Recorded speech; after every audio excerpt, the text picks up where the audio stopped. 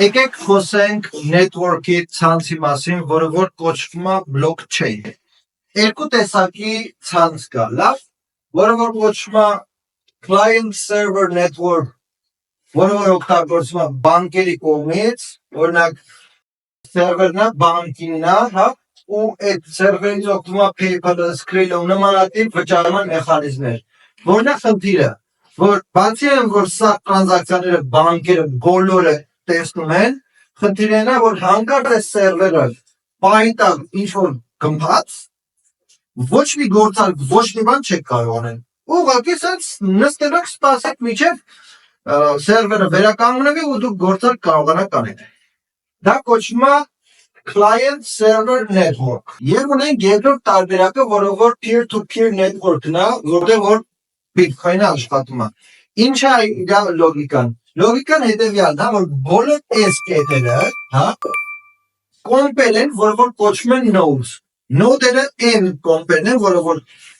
Bitcoin-ի սիստեման տեղադրված այդ կոմպի մեջ ու բոլոր գործարքները, որ տեղի ունենում blockchain-ում, զապիսալինում ու ստուգում է, որ բոլոր գործարքները համապատասխանում են իրար հետ ու հանկարծ մի գործարք չլինի, որ ինչ-որ ֆոկուս են ուզում անել, ստեղից ընդեն ուզում ուղարկեն, որը որ չի թույլատրվում։ Հետևաբար, եթե օրինակ Գևորգը, որը որ շատ տխուրորեն ուղարկում է մի Bitcoin, չգիտեմ, Գակոյին, այս process-ը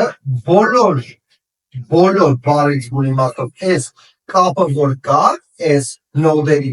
բոլոր տեղերը գրանցվում է զապիսանում, որ այս մարդուն այսքան գումար ուղարկեց ու այս գումարի ownership-ը, այսինքն իմն է Bitcoin-ը, հիմա իմը չի, ուրիշինն է, արդեն վերանվանվում է, որ այս Bitcoin-ը արդեն ուրիշ մարդունն է, լավ։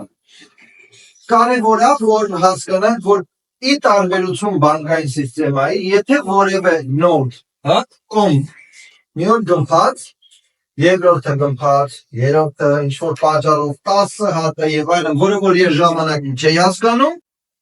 կապ չունի, որովհետեւ նույնիսկ իրանք եթե չլինեն, այս մնացածը կան ու այս մնացածը շարունակելու են իրանք գործը անել։ Այսինքն ստուգեն, հասկանան այս գործարքը համապատասխանում են թե չէ, եթե համապատասխանում են, օքեյ լինում է, գրանցվում է, անցանք հաջորդին։ Լավ, կարևոր է, որ ոչ մեկ չի կարողանում վերահսկի գործարքը, հա, Պողոսը, չգիտեմ,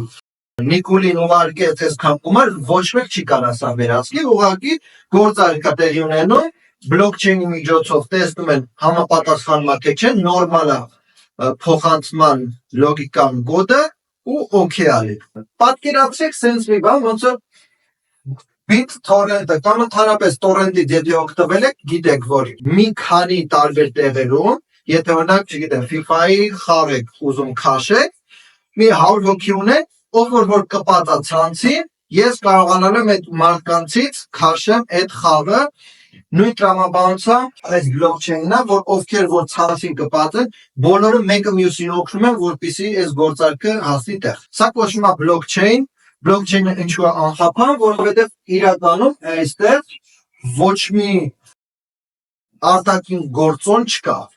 Սա կոդով գրված 01111001 ու վсё, այդ կոդից բացի ուրիշ ոչ մի բան չես կարող, չես կարող մտնես այդ կոդը փոխես, չես կարող որևէ բան անես, ինքը մի անգամ ցածոշին գրել է,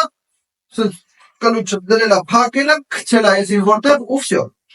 Էլ ուրիշ գործ չկա։ Հետևաբար այս blockchain-ի միջոցով, որի միջոցով blockchain-ները կարող շատ տարբեր լինեն, Bitcoin-ի blockchain-ը կա, Solana-ը կա,